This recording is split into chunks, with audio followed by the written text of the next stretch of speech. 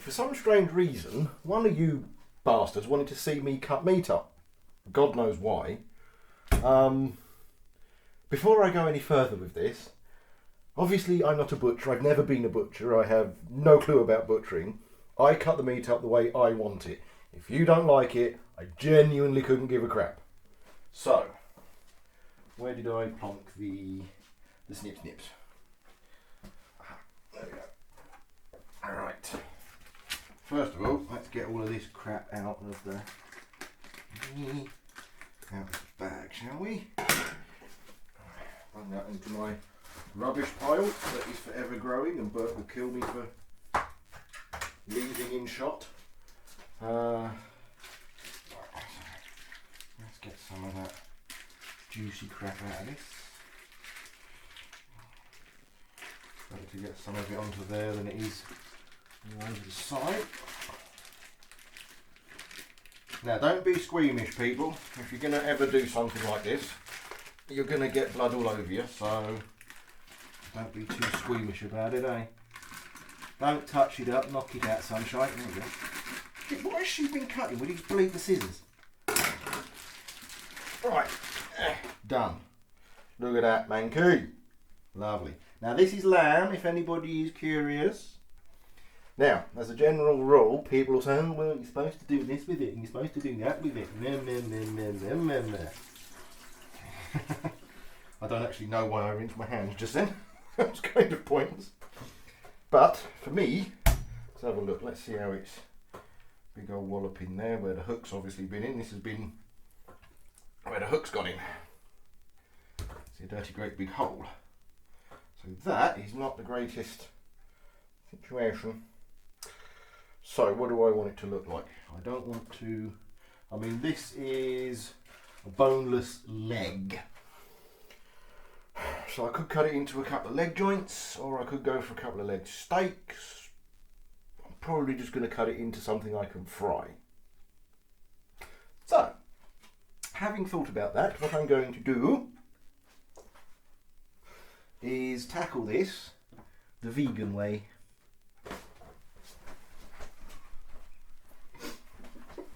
No, sorry, I couldn't resist that one. I'm sorry about that. Right. If I cut down the middle, butchers at the moment go, no! Remember, this is for me, okay? I'm not selling this. I've not got a business on the side. Yeah? Look at that. Look. See, look at that. See, look at that. Do you recognise that kind of shape? Yeah? Yeah? That look? Tesco's, buying a lamb leg steak? So don't worry about it. Now, what I'm going to do is I like thick, juicy steaks. So I'm going to go about there. Always be careful with your fingers on this one, people. And this is slidey as hell. I shouldn't have used this. This is marble. I should have used something that grips a bit better. In actual fact.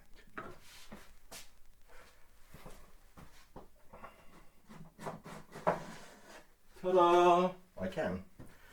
Right, hold on a second, there's going to be an edit. Right, we are back. And this is a little bit tighter than I was hoping it was going to be.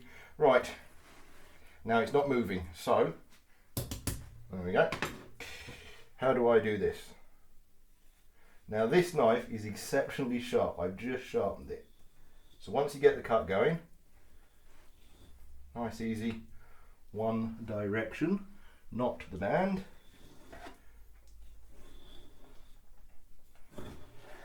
Cut all the way down. Nice thick, oh hello. Nice thick, juicy steak. Look at that. Look at that, son. Look at that. Fucking right. Now, get your freezer bag.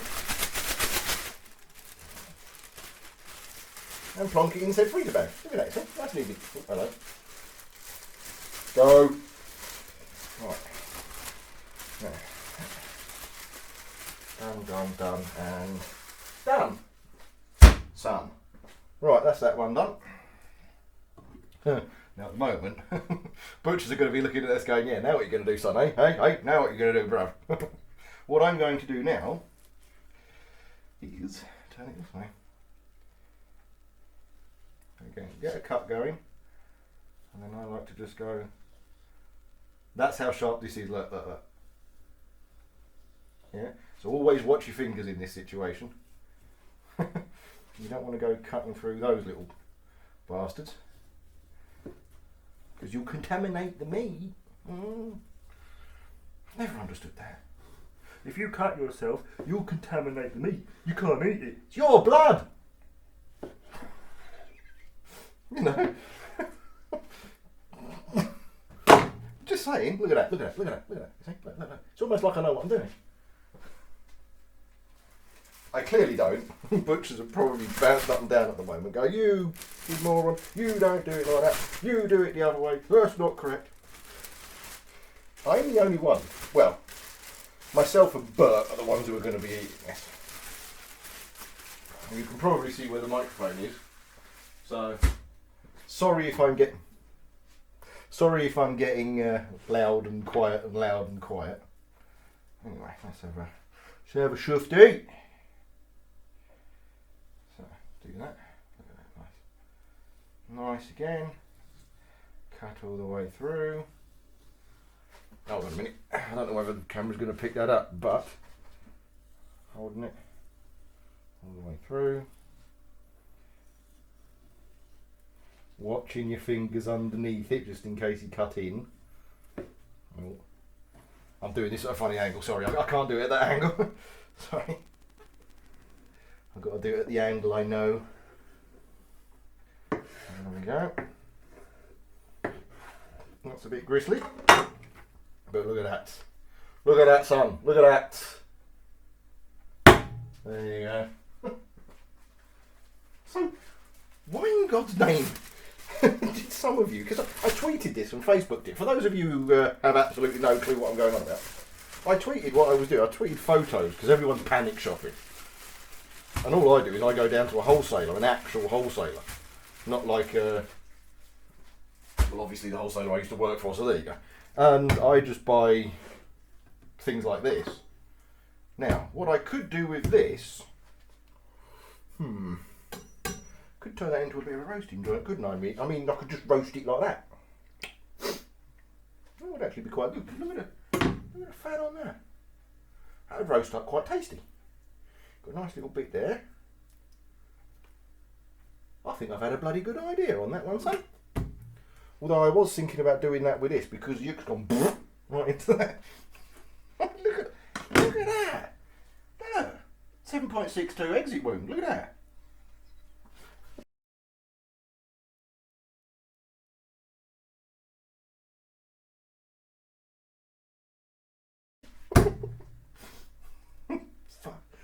I don't know. Do I want to turn that into the joint or do I want to cut about with this? I'll maybe turn something like that into the joint. I know what I will do.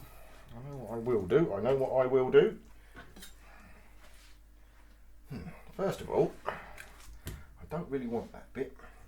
I know, wasteful, but listen to that. I know that mic's picking it up. Cool, crikey, I've got a bit of bone in there. Yep, there's the bone. This was a boneless, that's what it said on the thingy. So there we go. I'll cut that out, no wonder that was, there's bone in that. Bone. So, that one, great. Oh my God, you're wasting it. Oh well, not a third world country, is it? Now,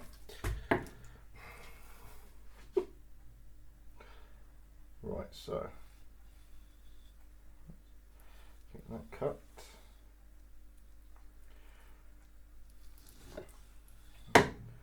You know, the funny thing with this coronavirus is everybody's referring to it as, oh, it's just the flu.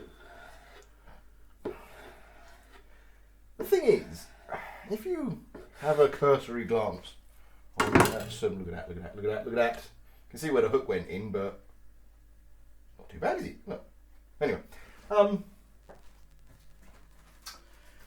if you have a cursory look online at things, oh, this is not going to go with my favour, is it? You'll actually find out that coronavirus is the underlying virus of SARS. And this is effectively what's going on and why governments are going into absolute meltdown. Because, you know, you don't with the flu, do you? Let's be honest. But the reason governments are going into absolute meltdown is because it's effectively SARS 2.0. And they want to contain it as best as possible. So if you are given advice to stay in, don't bitch and moan, stay in. Because the problem isn't really, you know, oh well, you got it. I mean, there's loads of people online, famous people and people you follow on Twitter and stuff who've been, oh, I've been diagnosed with, you know, been diagnosed with coronavirus. I've definitely got coronavirus. Yada yada yada yada yada yada yada. And they're tweeting, and look, you can see the mess that makes, can't you? Look at that. It's worse than if I shot it with a shotgun. But you can see them tweeting all the time. And they're telling you muscle weakness and shortness of breath. Yeah, all the usual symptoms. I'm feeling really rough and all this kind of stuff. But there's, obviously I follow some vehicle journalists, and one of them is Autopap, and he's got coronavirus. He's also 49 years old, T2 diabetic, and he's going through it, and he's like, the muscle weakness, the muscle soreness, and the shortness of breath is the worst part of it, but he's doing quite well. Now, that is somebody who is not immunocompromised. That is somebody who is not over 65, although they do say 70. I should be doing that away from the microphone, really, because all you're hearing is the rustling of the bag. I'm so sorry. And he's obviously not a child. The thing is, yes, I could go down the boozer at the end of my road and I could contract coronavirus. I'm a big fat bastard, so I can do with losing some weight. That would be a bonus. The chances are I will survive. If I go and see my dad, who is 70 and has had a history of pneumonia, because that is effectively what SARS leads to, it makes you far more susceptible to pneumonia, he'd probably get killed. He'd probably die. And the thing is, yes, okay, so I'm feeling a bit groggy, bruv, no, but I'll keep going, bruv, because, you know, I'm hard, it's only the flu. Yeah, you'll be fine. The people that you walk past might not be. Now, I don't agree with all this panic buying stuff, and there's a reason for that, and it's a very logical reason. You can shop online, you silly bastards. You know, oh yeah, well, if I'm in lockdown, I can't have the guy come in, can I? No, but you can have him leave it outside the door. You know, you're just screwing other people who weren't able to get to the shops at the same time as you. You know, I'm obviously a truck driver. I'm in the... That went a bit wrong, didn't it? I'm obviously in the supply chain. There's only so much product we can ship. You know, I was in the wholesaler in Chelmsford buying all of this stuff, and there was absolutely no bog roll. As you can probably tell from what I'm cutting up, there was plenty of meat. You know, there was plenty of, you know, food, which is kind of more important than bog roll, seeing as most people's toilets are next to the shower. You know, but you run out of food and you can't go out for a couple of weeks, you're screwed. It's driving me insane. Yeah, okay, we can have a laugh and a joke about it, and yes, I'm guilty of having a laugh and a joke about it myself, don't get me wrong. But at the same time as having a bit of a laugh, having a bit of a joke, respect what's being told to you. You know, respect what the government... The health organisations, and I can't really call it the government because they're listening to advice, hopefully. The health organisations are telling you to do. You know, they're telling you to do that to live. And you're sitting there like, ooh, I'm hard, I can do this, I'm alright, bruv. Yeah, you're fine. But you brushed up and coughed on whatever against a couple of OAPs on the bus. Now people are burying their parents. You're fine though. Perfect. And to be be fair, who doesn't want to stay at home for a couple of weeks? I mean, hell, I would. Right, I think I know what I'm going to do here. What I'm going to do here, people, is I'm going to cut this fat off. Go around it. Now, try to be careful here. I don't worry too much. Most of that is just a big lump of fat. There's a little bit of meat in it, but that'll be fine. And then what I can do here is I can cube it so that if Bert or I decide we're going to make a stew, I can have lamb stew. Or, ooh, lamb curry.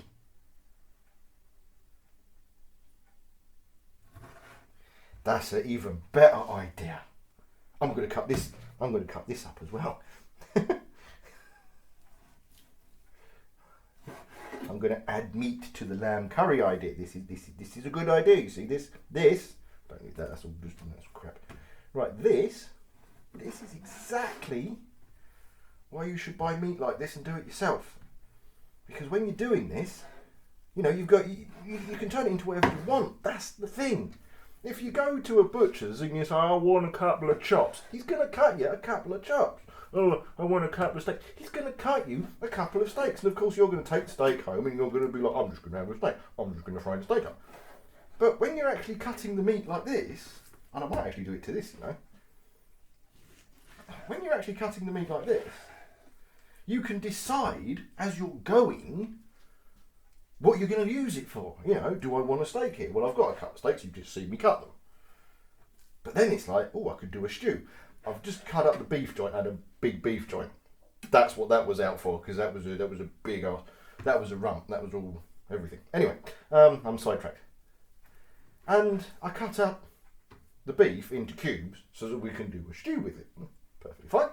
Everybody loves a good stew every so often. I never used to. I used to hate stew. Oh, God, I used to hate stew. I used to think that stew... this is really bad, I suppose. But I used to think that stew was ration food, was World War II stuff. You know, it was just nasty. It was just... You didn't have fridges. So you stewed it, it'd last a week, everyone's a winner. But I couldn't stand it. Anyway, I used to tell Bert that all the time. I used to tell Bert about how I didn't like stew. Now everybody's going to have a go at me for cutting the fat off. I don't care. The way you're cutting that fat isn't correct. I told you, I'm not a butcher. I'm just some fat twat who decides to do this. Now, she decided she was going to make me a stew, and I was going to have to eat it. I was like, oh God. You know you don't like something, and then all of a sudden it's a case of, oh, now I'm going to be forced to doing something I don't like to do. Oh, this is not going to end well. And she cooked this stew, and she did it her way. And I have to tell you something.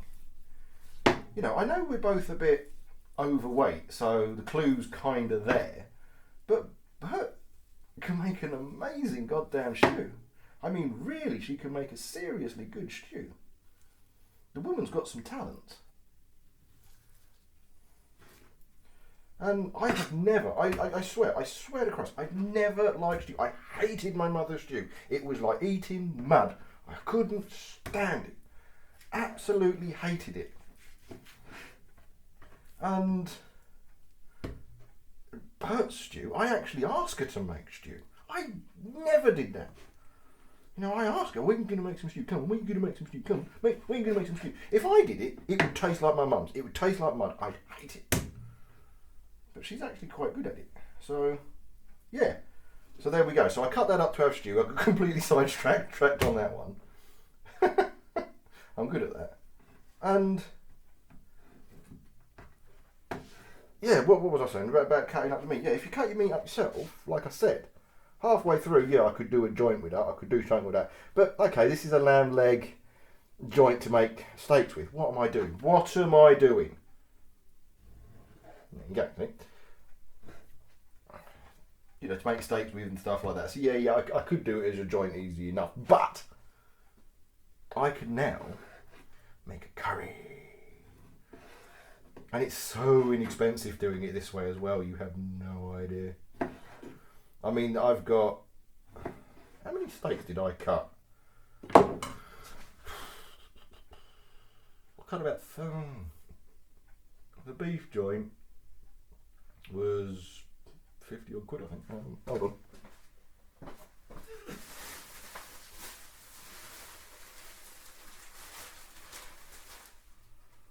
Yeah, £44.90. Okay, the beef joint was £44. £44.90. And I must have cut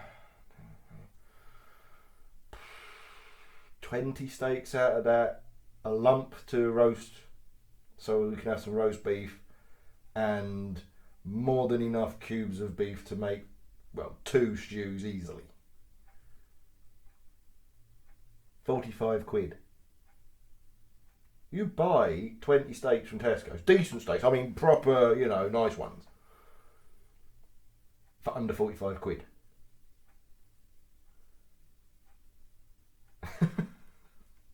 And everyone's like, oh, everything's so expensive. Yeah, but you've got to find ways round it. You've got to find ways of beating the system, I suppose. It's like, I bought some bullet bourbon. I would touch it, but I got manky hands, so let me just have a quick wash up. There we go, lovely. Right. This is going straight in the wash anyway. Yeah, I bought some bullet bourbon. Now, I only got that because I looked on Amazon and it was going to turn out, it needs signing for it. If you buy alcohol on Amazon, you all know, yeah, somebody has to sign for it, so is it not being sold to somebody underage? Fair enough. Problem is I'm trying to do as many days as possible because I'm milking people panic buying at the moment for work. If your agency at this point in time, you're £1,000 a week. You know, I'm on a 4 on 2 off contract. I'm doing 5 on 1 off, 6 on 2 off. I'm gone back to that. I'm doing as many days as I can legally, but problem is I've got to watch myself because the runs are quite long. But if I was to order this offline, it'd be 22 quid. I got it from the wholesaler. It was 26 quid, I think. And I got it today, whereas if I order it offline, I got my timing completely wrong, and I could have had it turn up today, I suppose, if I'd have thought. But I looked at it, it was going to turn up tomorrow, and although Bert's off, she's out. So I just thought, you know what, it's in the wholesaler, I'll buy it. But yeah, I bought some of that. So the point I was getting at with that one is that might not be as cheap as you can get it. But things like your meat, things like your veg, things like your colossal bags of grated cheese. Bert loves grated cheese. I'm not a cheese fan. I never have been. But she puts it with absolutely bloody everything. I've seen her put grated cheese on a stew. Seriously. Yeah. But again, you can save money doing this. I mean, I've got enough food now to last, well, I'm a fat bastard, so probably a couple of days. But I could make it last a few weeks easily, and there'll be some odds and sods I have to get. But I did get bathroom items and things like that. But if I was just looking at food, the amount of money I would save going to the wholesaler compared to, well, even Lidl, it's not even funny. Because obviously you're getting the wholesaler. I'm getting that big joint, which is ordered in by a local butcher or something.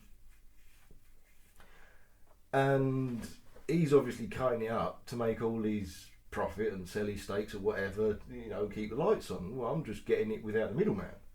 Yeah, I'm not cutting up professionally and I'm not making an amazing job of it. Don't get me wrong, I know that. But a decent sharp knife, if you're curious, Taylor's Eyewitness.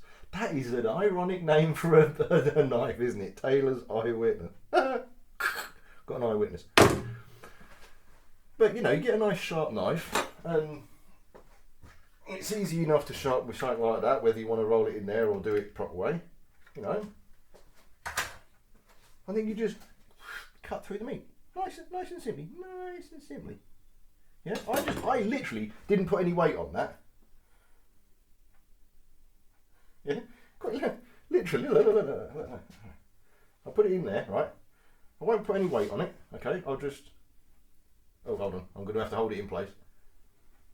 letting the weight of the blade go through that. I think that's what you wanted to watch, wasn't it, really? You just wanted to watch the weight of the blade. Okay, weight of the blade. Yeah, going through it. Obviously I need to... There you go. Yeah, it's a bit blunter than it was when I started, but yeah. But anyway, there you go. Chatted, done a load of bollocks. Put this into this week's upload. People who are vegans, vegetarians or something like that are going to hate this upload, but oh well, never mind. I get B12 and I like meat, so tough. And that's the other thing.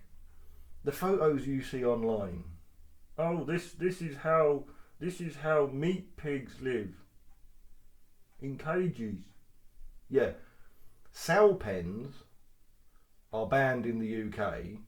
I think they're still legal in France. I know most Eastern European nations use them, but they're banned in the UK. The only reason you have sow pens is because when a sow is pregnant and gives birth, they become very vicious. They become very territorial, and they can cause a heck of a lot of damage to one another and you. But the thing is, oh, this is how something that goes for meat lives. It's got tits. That's breeding. That's not going for meat. Yeah? I mean, you think about nature. You know, you've got dozens upon dozens of female whatever. Yeah? One or two males. The rest of them have died, you know, like in a pride of lions, for example, the male lion will probably eat some of them. Or they've been kicked out, or they've been picked off. Yeah? Meat animals are male. But instead of nature taking their course and they're getting killed really young, getting picked off really young and gone within the first 6 months, okay, if you get veal and stuff like that, then there's something wrong with you.